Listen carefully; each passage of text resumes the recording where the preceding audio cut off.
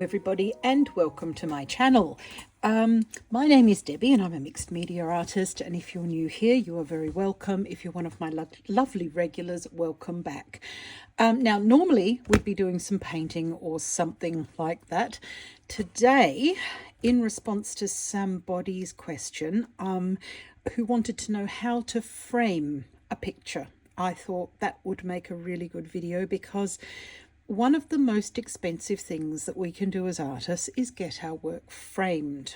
And that's important when you're costing it to sell, because of course in an ideal world people have you believe that this has all got to be factored in. Well, unfortunately the sad truth is if you factor in a professional framing job on a picture and you're not a well-known artist, you're not going to get your money back. It's as simple as that, and I know that because I've sort of been there. I grew up in Australia, and you know, this sort of thing was incredibly expensive there. Things have changed in a lot all over the world, but framing is still really, really expensive. And that's if you are selling your work. And then there's another whole thing if you want to keep it for yourself. Now, before I get into that, let's do the usual housekeeping. Don't forget to leave a like and subscribe, and leave a comment if you have time. I do try to answer each and every one of them, and I like reading them because it's lovely to see your feedback. And of course, if I hadn't read my comments that I got, I wouldn't have known that one of you wanted to do some framing. Now, also, yes, if you like what you see, don't forget to consider joining my Patreon. All of the details for that, Instagram, Patreon, everything else, all in the description box. And you can find quite a lot there. And it's also extremely cheap. I think for less than 10 euros, which is let's say near enough 10 whatevers, 10 euros, 10 pounds, $10. You get about nine videos a month for that. So I try to keep the price low, because none of us are millionaires, and we need money left over to spend on art things. So, you know, can't have everything. So back to it. What I want to do today, and this is a disclaimer, this is not a professional framing job. I don't do professional framing jobs because I'm not a professional framer. However, I am a professional artist, and I do my own framing. And it is very much the same as what is done everywhere for framing, and professional stuff and so forth. And it served me quite well over the years, and I thought that it would be a nice thing to show you how to do as well. And we're going to start small. I've been to Amazon and found a frame that's I think it cost about 19 euros for 5 of these frames. This is a Waltu brand made in China. I live in Germany. It's a German brand. I dare say there are commensurate brands where you are. Let's just cut the tape officially and declare this box open.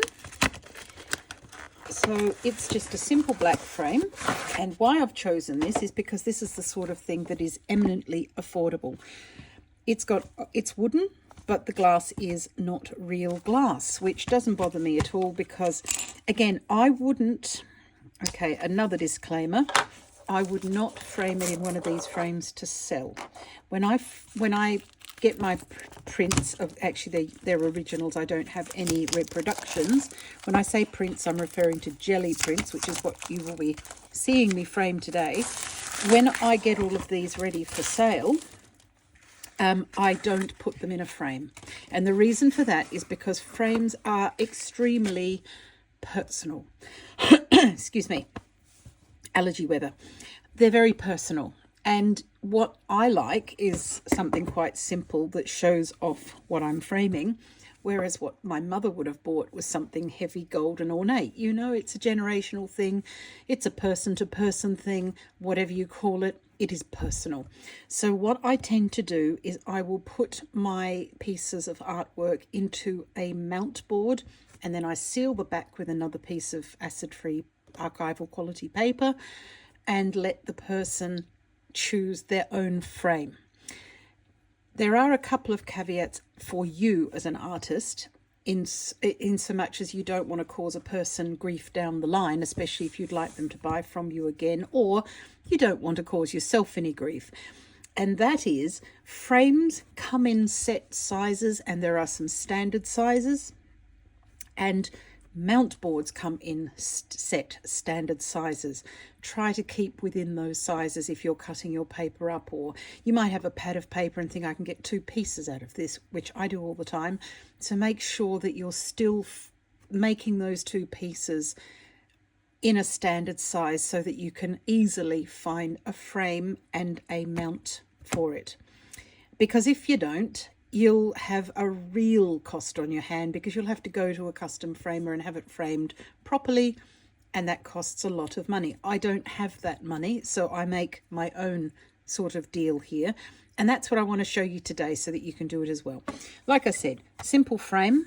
The first thing I do, I get rid of this, because I don't want to stand my frames on a table.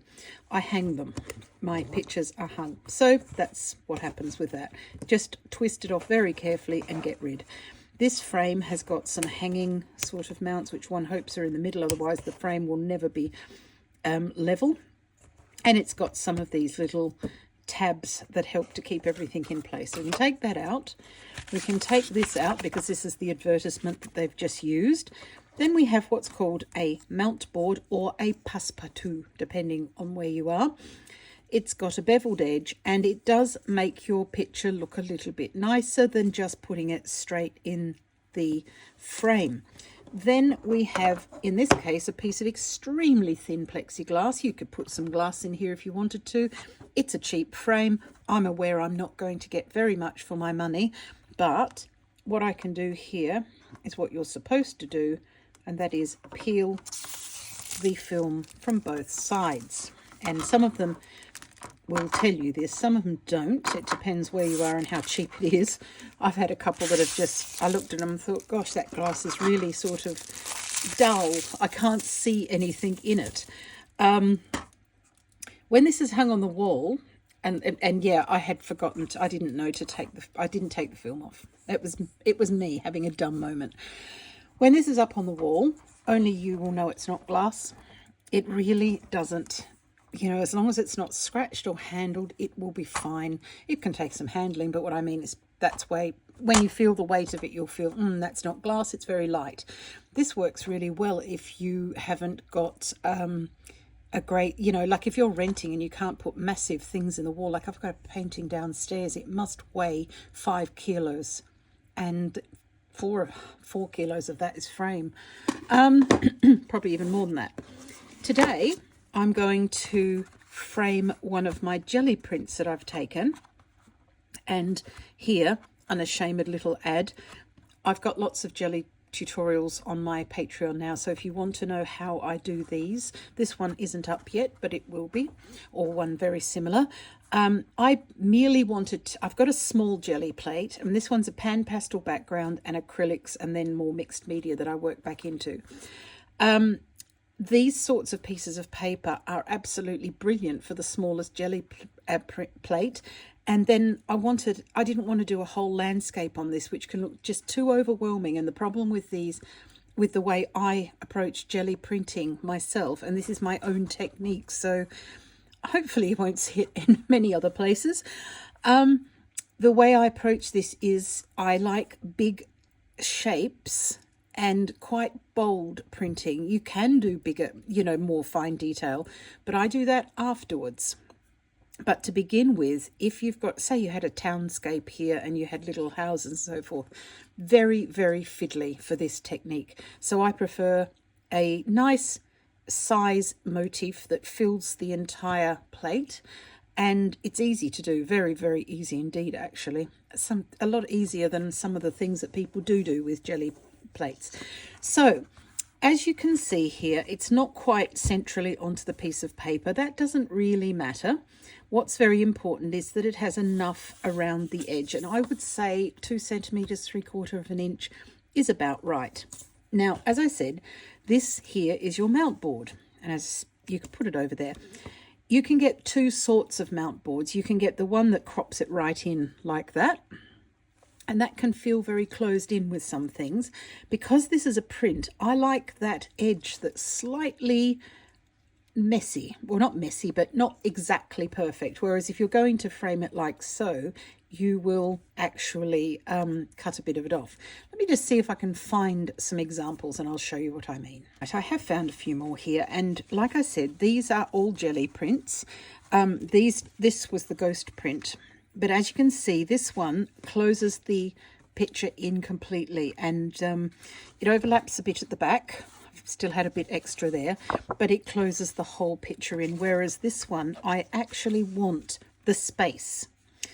And I've got some other larger ones here. I love this one. I'm going to keep this one, I've decided.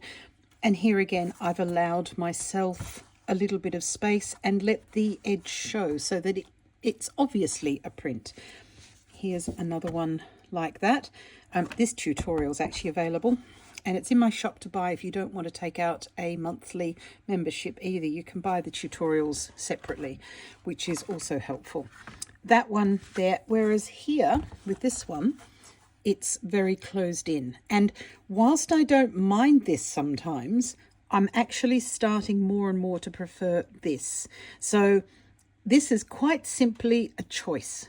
You can choose a smaller passe-partout, and when you see them listed on Amazon, you'll see them listed as the size, and then it'll show the inner size, and that's where you've got to make sure that you've got your paper right. So in a way, if you're planning to do something, and you can plan ahead, get the passe-partouts. These will fit into a standard frame as a rule because they already have worked that out.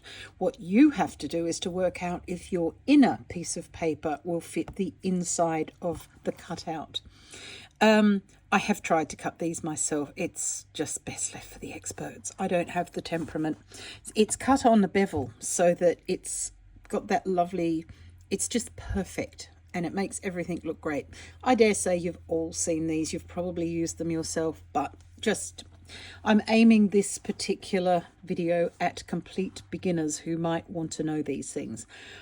So it is up to you to make sure when you cut your paper to plan your picture, you measure this, and then you measure 2 centimeters or 3/4 inch around so that you've got some area, because what I do is I stick it down. This edge will be free. I stick it down, and then I will enclose the back with some paper and put, a dress on it and everything like that, which means that the person who buys it's ready to go into a frame, and they can just go off and say, right, I need this frame. This is the size that's required, and they can just go off and buy that. So this is the difference, and I don't know what you think. Let me know in the comments. Do you like it better with this edge where you can see that it's a print, or do you like it better nice and clean? Because like I said, it is just personal choice. Also, sorry about the comments from my dog, who knows much more about this than I do.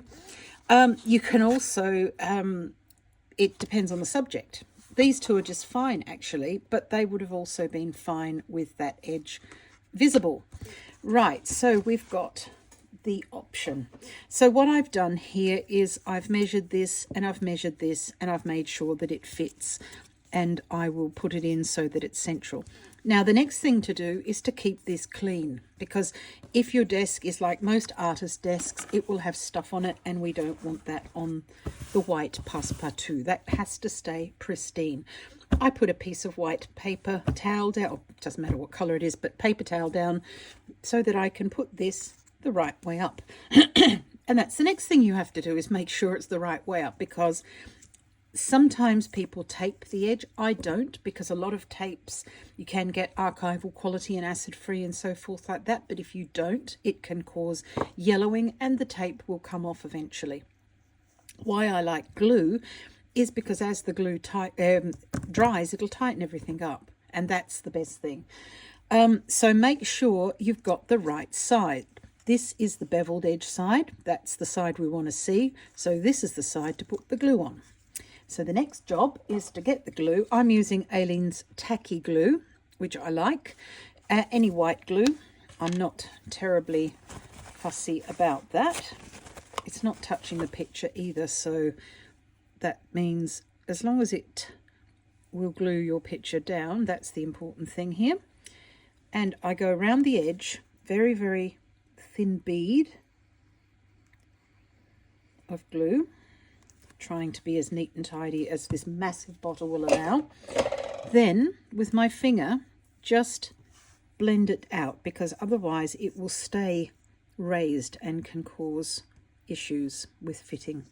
So I just blend it out like so, wipe my finger, then put that aside, somewhere clean obviously. My desk is clean, otherwise I'd have two of these. Put that one down and then center it. I just eyeball it. You can measure it if you want to. I find I have more luck when I just eyeball it, and then make sure it's got good contact all around. Flip it over and put something heavy on it. At the moment it's going to be my hands, because for a few seconds whilst we're talking, that will mean that it's nice and flat, and the warmth of my hands at the moment will help to set the glue. So make sure it's in your frame properly. If you really, really get it wrong and you're absolutely in tears over it, you can, let's see what I can find here. This is not an ideal one, but with a longer bladed palette knife, you can slide under there and release it. You may do some damage, I'm not going to lie, I can't guarantee you won't do damage, but if it's that important to you, it's worth trying. But the main thing is try to prevent any such damage by getting it a little bit right the first time. So when we turn that over, yeah, I've got a bit of glue on there, managed it. Be careful, because that will be visible. It's not going to be in my case, but just leaving it alone, but I managed it. Right, so as you can see, this frames the print quite nicely. I've signed it and I've dated it, which is what you would do.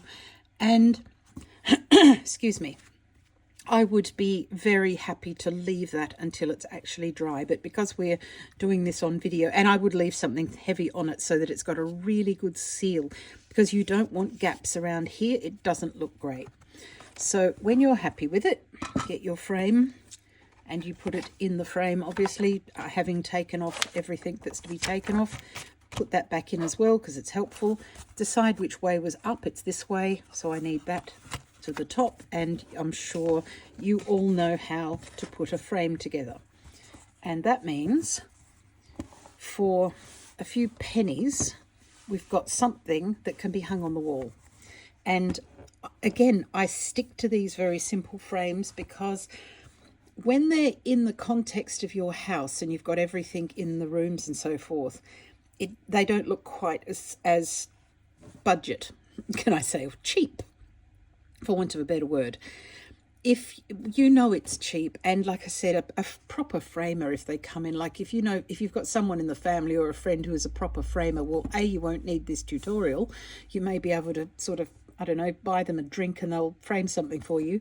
But they're going to look at this and know that it's cheap, but mostly people just won't. It's framed, it's got all of the elements in it that's needed, and you can buy these in several sizes and shapes. I mean, when I say shapes, I mean variations on a square or a rectangle. And I hang that quite happily in my home. And yeah, and if you want to sell your work, like I said, you just get to the passe-partout stage. You buy these. You can buy them in bulk online, and they're very, very similar to the good products. They're good quality. They have to be nice and thick. As you can hear, that's reasonably thick. And I would put that into this frame and then another piece on the back so that it is completely enclosed. And then the person who buys the picture, all they have to do is go and get a frame of their choice. And again, if they haven't got a lot of money, they've got the choice of buying a frame like this. And it's a good way to save some dollars, pounds, euros, whatever you're spending. It's a good way to save some of them, to know how to do this yourself and to be able to display your work or those of your family.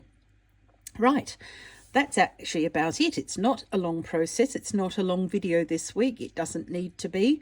But do let me know if you've got any questions. Like I said, disclaimer, it's not a professional job, but it is very, very good for you to know how to do it at home so that you can take your masterpieces and actually put them up on the wall, which is it's a really nice thing to see them up on the wall. And framing makes a big difference. And like I said, I like a black frame and a white passepartout. You can buy these in all sorts of colors. Be careful with colors because they will drain your picture. Like if I had a red frame around this, you wouldn't see the picture at all. It'd be just, you know, if I had a red passepartout. Red frame, probably okay, but a red passepartout, no, you wouldn't see the picture. So, yeah, you would not be framing them like this to put them into an art gallery or something like that. But for home use, it is very, very handy to know. So I hope that was helpful, and let me know how you get on, and I shall see you again next week. Don't forget to like and subscribe, and like I said, if you like what you're seeing, please consider joining us on my Patreon. It's a friendly, lovely space to be. Bye for now. Bye.